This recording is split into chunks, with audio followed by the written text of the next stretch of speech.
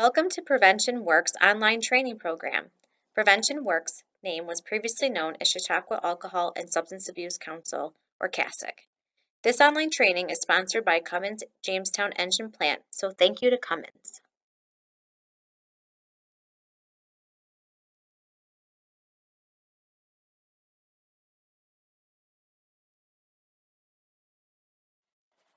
Today's online training is titled I'm Hurting Too. We will get into what the objectives are of this presentation, but first let me tell you a little bit about myself. My name is Laurie Reynolds, and I'm the Associate Director of Prevention Works, and I was the previous Director of Programs and Services. I've been with Prevention Works, or CASIC, since 2005. I have my Bachelor's of Science and Master's of Science in Education, so I've been teaching for quite some time now. And professional trainings include, and there's a whole laundry list, but I just wanted to put a couple of them on there. I've been teaching this presentation for quite some time, children living in a chemically dependent home, and in service days, superintendent's days for faculty and staff so they understand the do's and don'ts, how to work with these students, current trends training, hidden in plain sight, the adolescent brain development, and a plethora of social emotional skills trainings. Today's objectives is there's quite a few of them, but the first one is to fully understand COAs. And when we say COAs, we are meaning children of alcoholics or children of addiction. Another objective is to provide the community with skills, tools, and awareness of the dynamics of children living in a chemically dependent home or addicted home. To provide the audience with the different roles children live in, understanding those roles, and what are the healthy ways to help the students and youth. And that could be if you work with students that work in a classroom or that you teach in a classroom, or if you work with them one-on-one. We also want to help you find strategies to avoid working with the youth based on their role in the home. So we want to make sure that you don't do certain things with these students or these children so that you can have a more healthier dynamic with that student. And again, those are strategies to avoid in the classroom and working one-on-one. And we also are here to help you provide coping skills for the youth themselves. I just kind of wanted to go back a little bit to, in order to know what COA, the different roles that they play, et cetera, I think it's important to take a step back to understand what Prevention Works mission is and why we are even talking about this topic. So as you can see, Prevention Works mission is to build a safe and healthy environment by effectively educating the community on positive life choices. So you'll see our prevention educators here implementing our Too Good program. We sometimes just do a vaping presentation, and we don't just work with children K through 12, we also work with college students and adults as well. Um, we also provide one-on-one intervention for students who are using mild to moderately. So if a school catches a student vaping or using or has different drug and alcohol paraphernalia, they can refer them to us and we will meet with them one-on-one and provide our Teen Intervene program. But the other thing that we offer is that intervention program for children who live in this addicted home. So this doesn't mean that the actual child is using, this is the child who is experiencing their parents or caregivers who are abusing substances as well. So these are the ones that we want to make sure that we reach so that we kind of break the cycle to ensure that these students are being taken care of.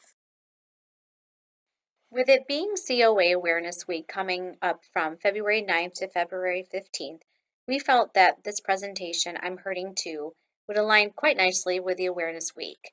It's to help provide you with a variety of information pertaining to this topic, and especially for those students that you are working with.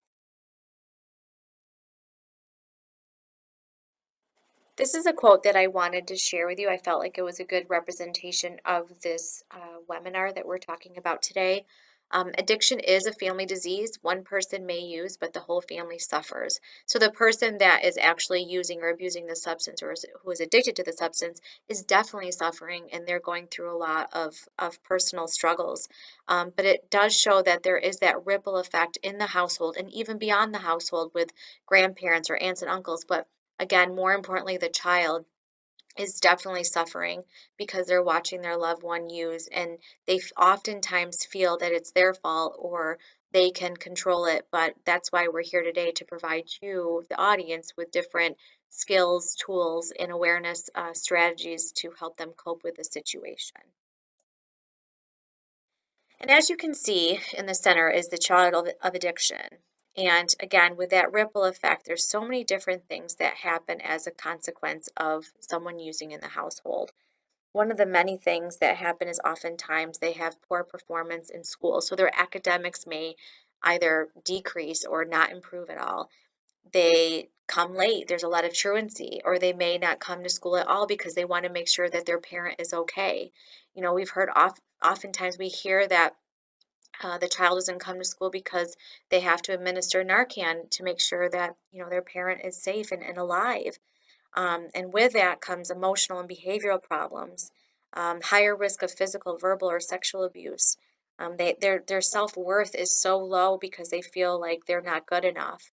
And then themselves have an earlier onset or experimentation with drugs and alcohol. And that's another reason why it's extremely important to intervene as early as possible because of genetics. It is hereditary that if, family uses, they are at a higher risk of using themselves. And so that's why we want to make sure that we intervene as early as possible. Um, they can score very high on adverse childhood experiences, or known as ACEs. And ACEs are potentially traumatic events that occur in childhood from 0 to 17 years old. This trauma definitely includes substance misuse in the home. It's part of the ACEs scoring system.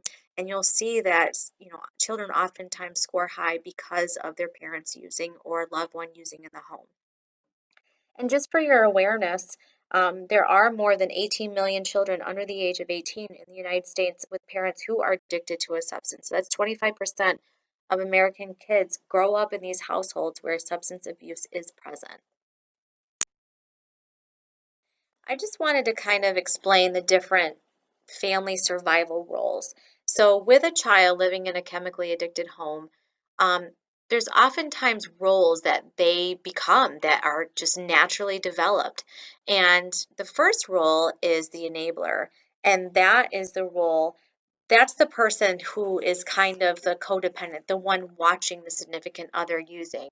So oftentimes that's the spouse. So let's say that the wife is the one that's abusing the substance, the husband would be the enabler. And that is the person that kind of enables the substance user to continue to use, not sure what to do. And it's not their fault, they just don't know how to access help for their loved one. The hero child is someone who is kind of that, they're identified as a high overachiever, excelling in academics or sports. They're oftentimes, very serious or very popular, and they're the ones that always are answering the questions in class. And the third one is the scapegoat, kind of known as the rebel or the troublemaker. They're identified as always getting into trouble. What we see are things like they may be more defiant or moody, frequently in trouble, close to friends than family, and they kind of seek and gets negative attention. That's their go-to.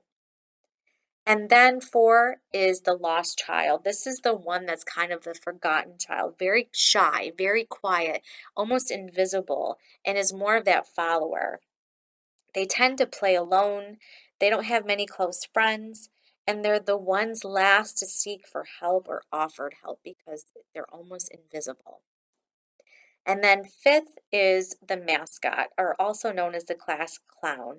They use that comic relief to ensure that, don't pay attention to what I'm really feeling. Um, they're clowning around, they're very active, they have a short attention span, and they're always trying to crack jokes. But with these types of survival roles, there's also some adverse effects, and this is what we don't see. So for the chief enabler, so the one that's kind of the codependent, they have a lot of shame and guilt. They have a lot of anger, hurt. They feel abandoned. They feel victimized. The hero child, they may act like they are super on top of things, but really they're feeling inadequate. They feel guilty. They feel scared. They feel alone and they feel rejected. The scapegoat or the rebel, the troublemaker, they're really feeling hurt, scared, angry, lonely, rejected. And the class clown, same thing. Confused, helpless, lonely, inadequate, scared. And the lost child or the forgotten child, again, lonely, scared, confused, or angry. So, all of those, you can see that all of those children play those different roles. They all feel scared, alone, inadequate, or rejected.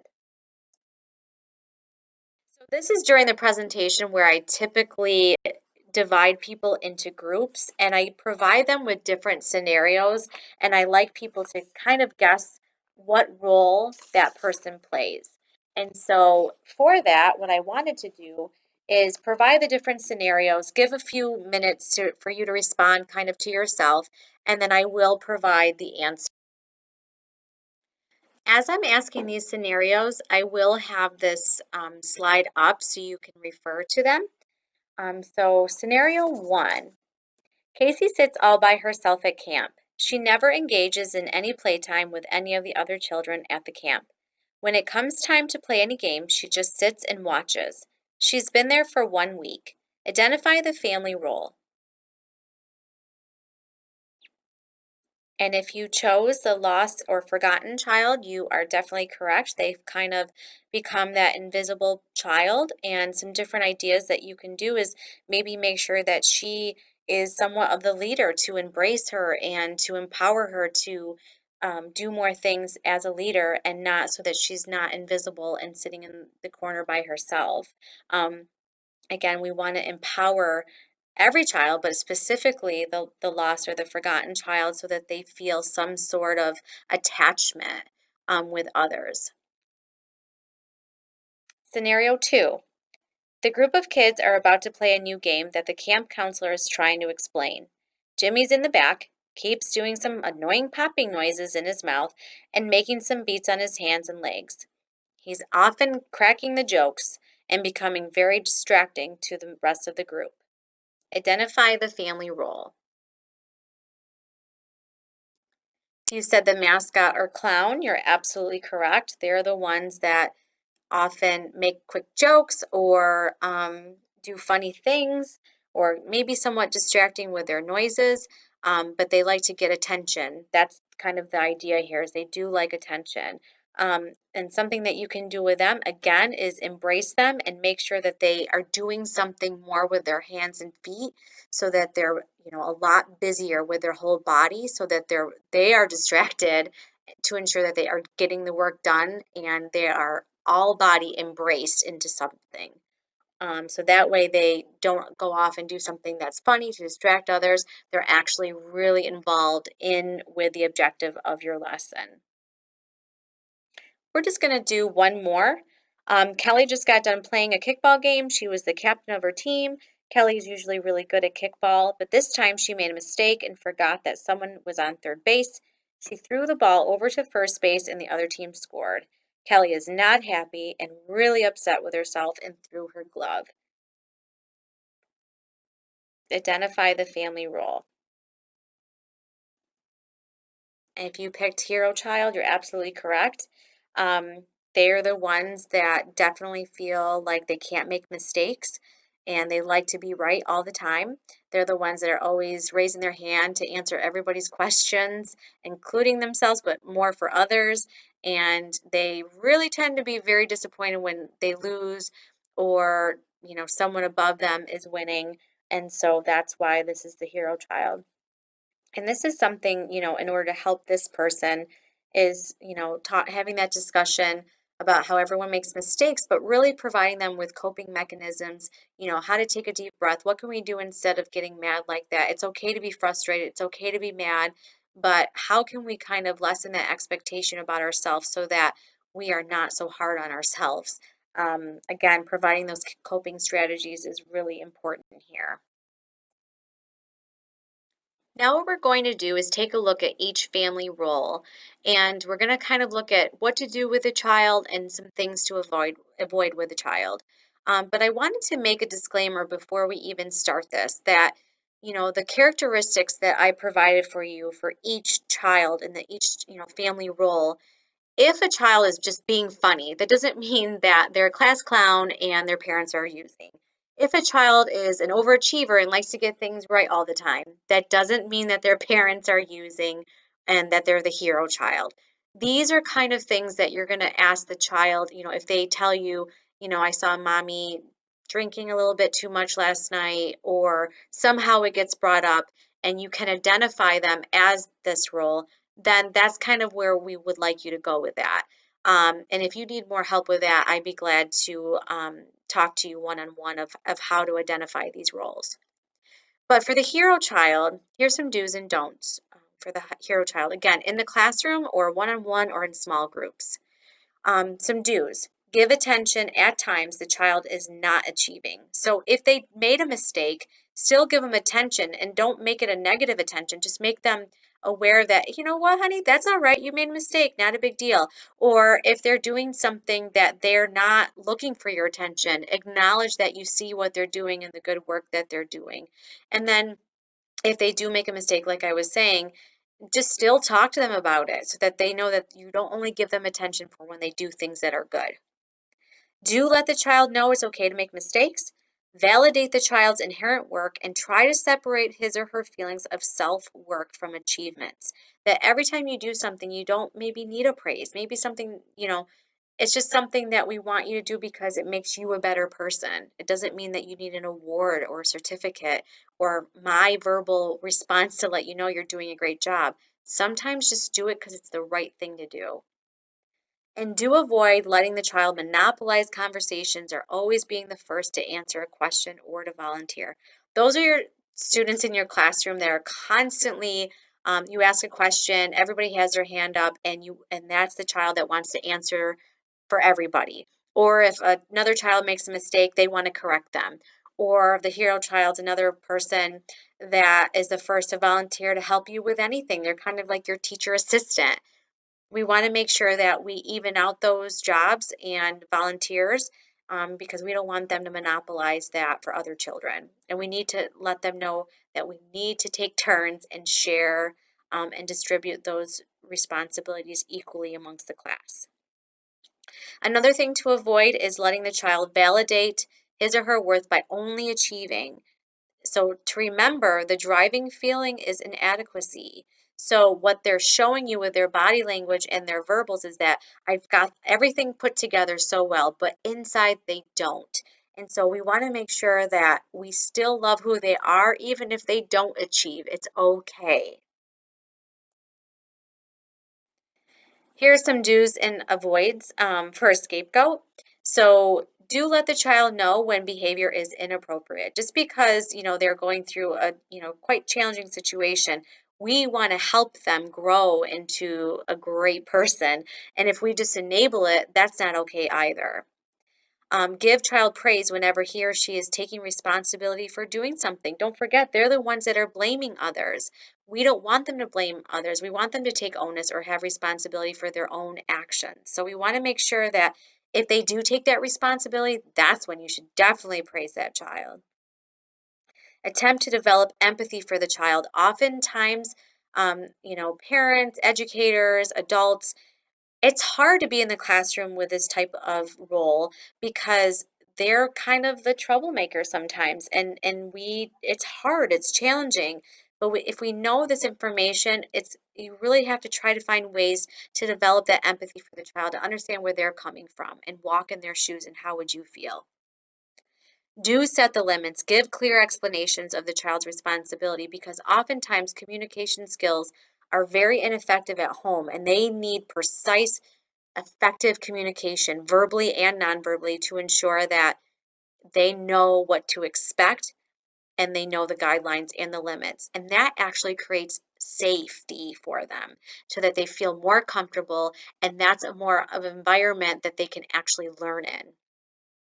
Some things to avoid: feeling sorry for the student. So, of course, it's a natural response to feel sorry for them. I'm not saying that. What I'm saying is, you know, if they present very inappropriate or challenging behaviors, you have to nip it in the bud. And if that means, a CSE meeting or an IEP or a 504 somehow, to help that student, that's fine. But what we're saying is don't just say, yeah, I'm sorry, and not do anything about it. We want to make sure that something is done to provide them with the skills and tools to have a more appropriate learning environment.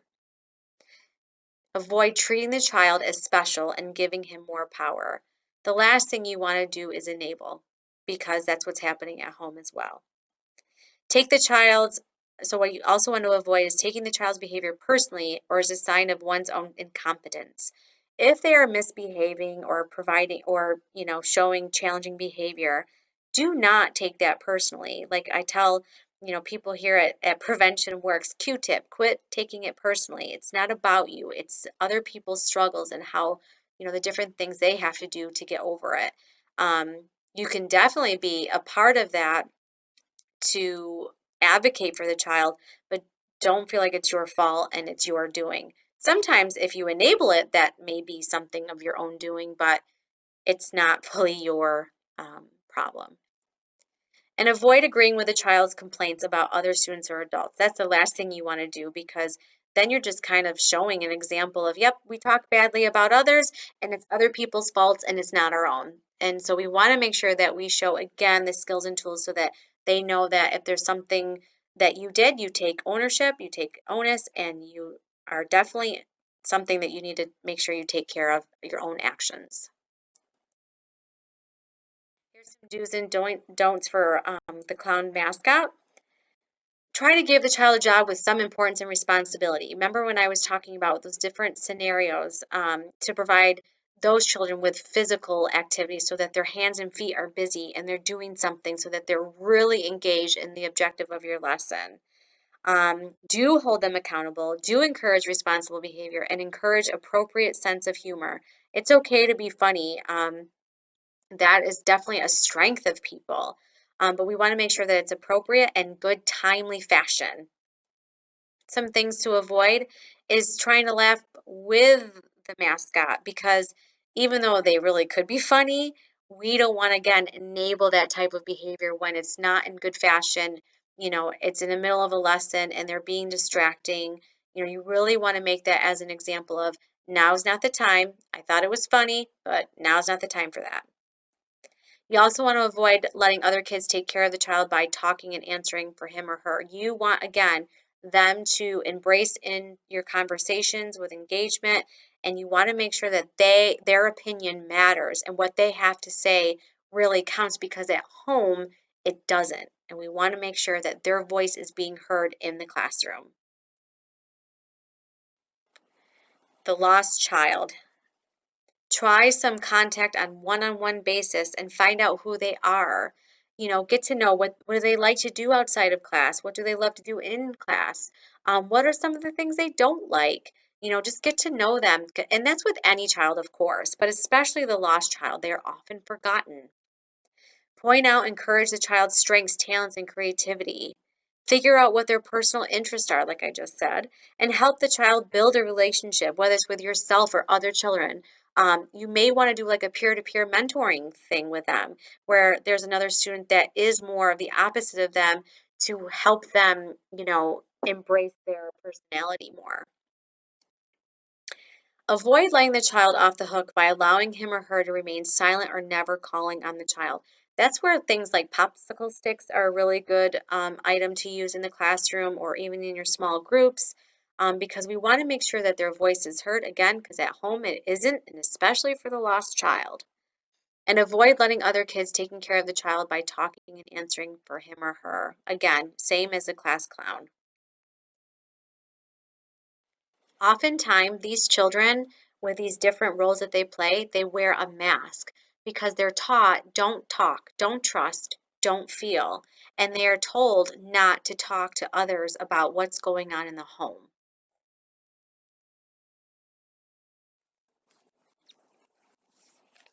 Here is the alcoholic family system. We took a circle, and this is actually taken from a worksheet that we passed out during this presentation. But again, nothing is wrong in the family. They're kind of in that denial stage. We isolate, so you know, don't talk about it. You're not supposed to feel it. It's your fault.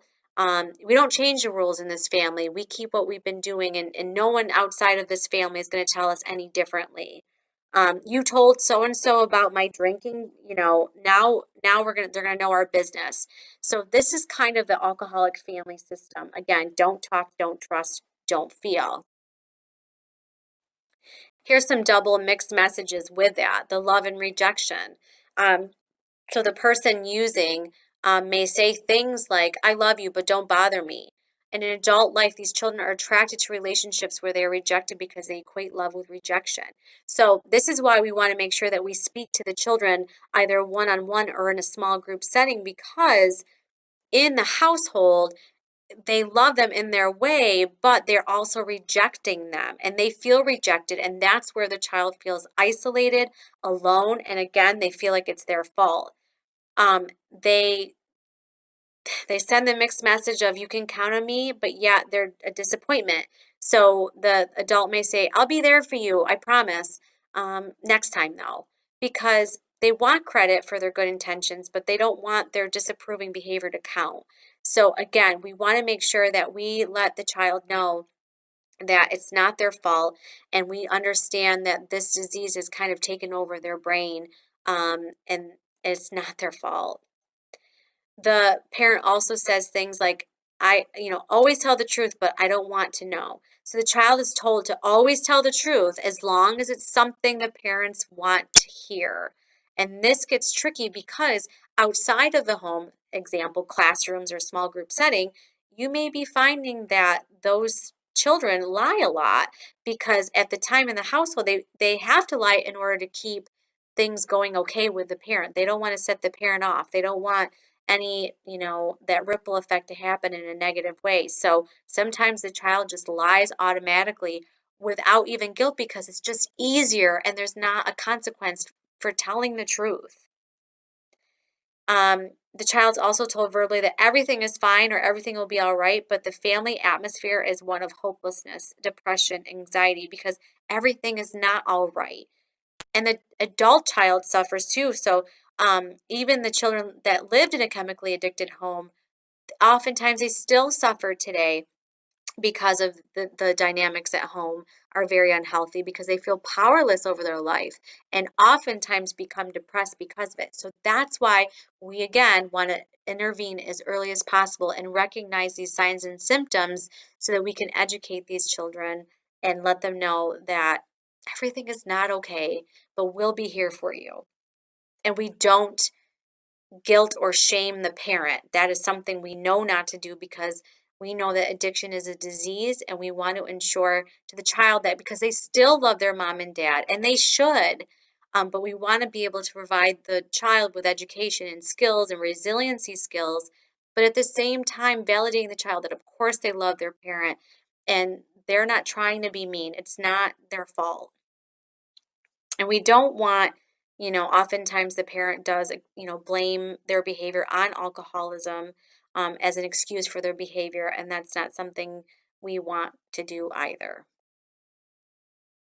So, what we want to do is make sure that these children stand and share their story in an empowering way because their story will heal them and will heal everybody else. So what our goal is, our mission is here at Prevention Works is that they do share how they're feeling, what's going on at home, so that we can make sure that we provide them the skills and tools, but also so that they're less apt to use because they're already at a higher risk of using. Because again, like I said earlier, addiction is in genes. It is hereditary, and we want to ensure that they have the skills and tools so that they're less apt to use themselves because feeling alone and feeling isolated is not a good feeling and definitely leads to drinking or using other substances, leads to mental health issues such as depression and anxiety and so on and so forth. And that's something we don't want. So we want the children to remember the 7 C's, that they didn't cause it. They didn't cause their parents' addiction or disease. They can't control it either. They can't cure it, but they can learn to cope with it by taking better care of themselves, by communicating their feelings and making healthy choices. That's what we want them to know is that, yes, what's going on in your life is awful. It can't be fun, but we can't change your parents' use. You can't. Don't take responsibility for it. However, take responsibility of your own actions and how you can cope with the situation. This is just something that I took from the National Association for Children of Addiction, NACOA. Again, this is where obtained a lot of my information, but it's 12 step for kids. I'm not going to read each of these. I'll just read a few of them so you understand why I'm referring to it. You can provide each student with this card that they can keep. I kind of put it on cardstock and laminated them. They are reprintable, definitely for NACOA. You can retrieve them from that website. But the first one is I am powerless over alcohol, drugs, and other people's behavior, and my life got messed up because of it. You're powerless over that, even though you feel like you can control it. Again, you can't, unfortunately. And that's such an awful feeling for anyone to feel. Two, I need help. I can't do it alone anymore. It's okay to communicate your feelings. Number three, I've made a decision to reach out for a power greater than me to help out. This is not a religious thing. This is just a thing of feeling powerless and that something above you that's greater than you can help you with that. So that's what that means.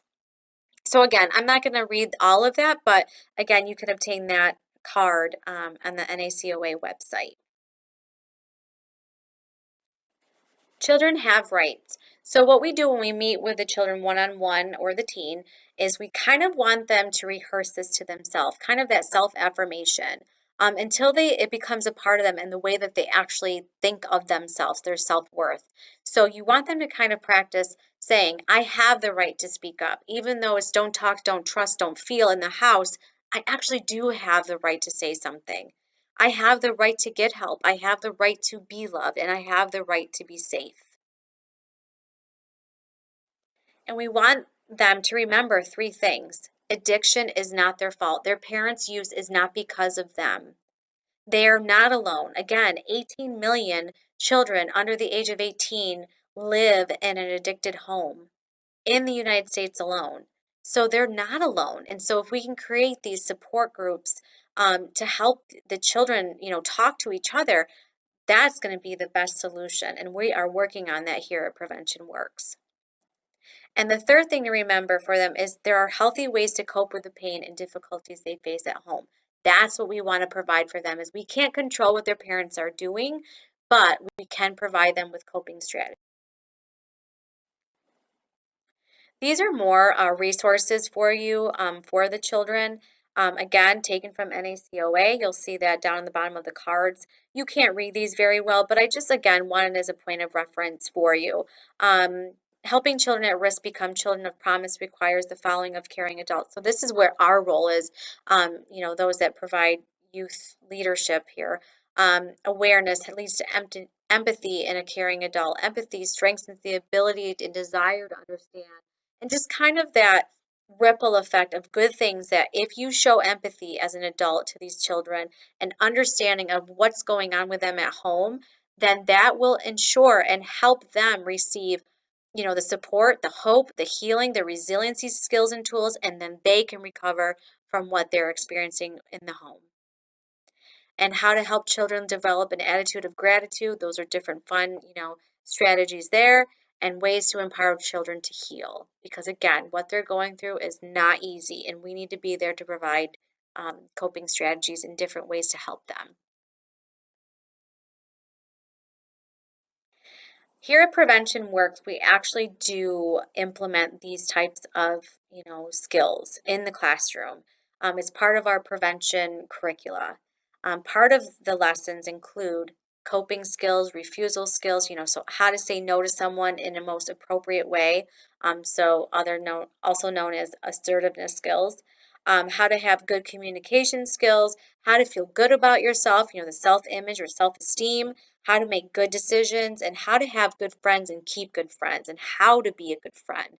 It's important because part of addiction is not only half genetics, but it's also half the environment. So if your friends are using, that child will be more apt to use again. And so we want to ensure that those friends around them are good quality friends that are having good social skills so that the child does not feel isolated and alone, but can embrace with other like-minded individuals. kind of a cool coping wheel we created.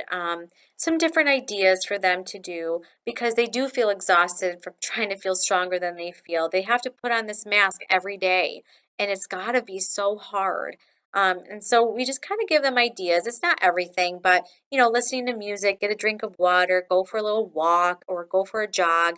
Read a book, count to 10 slowly, taking deep breaths, talk to a trusted adult. These are just, again, it's not everything, but this is just a little snapshot of something that's helpful to the child.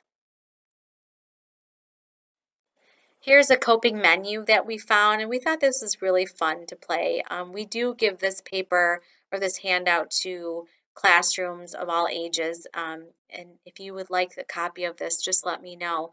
But basically, what the student does is kind of take a coping skill from an appetizer, the main course, and dessert, or they can customize their order, and they just give you different ideas of how to cope with really hard or challenging situations. Again, we provide this for all students, not just children living in addicted home, but for anything that's going on in their life, how to handle it so they're less apt to use or less apt to, in risky behavior.